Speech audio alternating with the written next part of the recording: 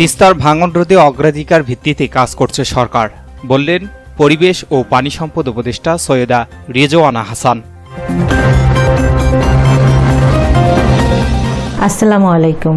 এমকে টেলিভিশনের নিয়মিত সংবাদে আপনাদের স্বাগত জানাচ্ছি আমি শারমিন মিনা।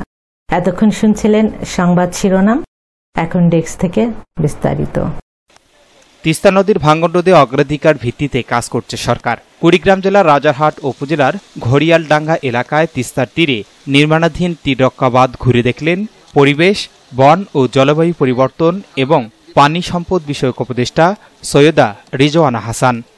উপদেষ্টা জানান, তিস্তার সবচেয়ে ঝুঁকিপূর্ণ ৪৫ কিলোমিটার এলাকার মধ্যে ১৯ কিলোমিটারে ইতোমধ্যে তীররক্ষা বাঁধ নির্মাণের কাজ চলছে। বাকি অংশের কাজও শীঘ্রই শুরু হবে বলে তিনি জানান। উপদেষ্টা আরও জানান, তিস্তার ভাঙনের স্থায়ী সমাধানের জন্য দীর্ঘমেয়াদী পরিকল্পনার প্রয়োজন। তবে ঝুঁকিপূর্ণ এলাকাগুলোতে জরুরি ভিত্তিতে কাজ চলছে। তিস্তা চুক্তি বাংলাদেশের মানুষের অধিকার। আমরা আন্তর্জাতিক আইন মেনেই অগ্রসর হচ্ছি। শ্যামা সুন্দরীর জন্য আমরা 10 কিলোমিটার একটু ড্রেজিং করে এখানে 68টা ড্রেনেজ পয়েন্ট থেকে পয়ঃবর্জ্য পড়ে, সেখানে একটু ছাঁকনি মতন দিয়ে একটু চেষ্টা করব যে এটার অন্তত প্রবাহটা ফিরিয়ে আনা যায় কিনা।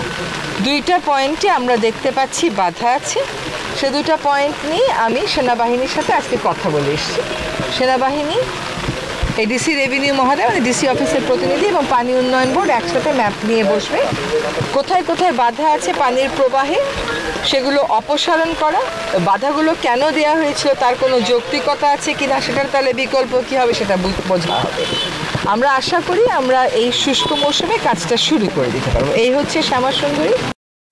তিনি আরও বলেন, তিস্তা মহাপরিকল্পনা প্রণয়নের অংশ হিসেবে দেশ ও বিদেশে 5টি গণশুনানি সম্পন্ন হয়েছে। এসব গণশুনানির সুপারিশ ও মতামতের ভিত্তিতেই চূড়ান্ত পরিকল্পনা করা হচ্ছে।